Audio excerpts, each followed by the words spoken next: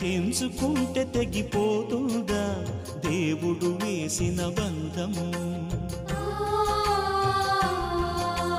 తెంచుకుంటే తెగిపోతుందా దేవుడు వేసిన బంధం?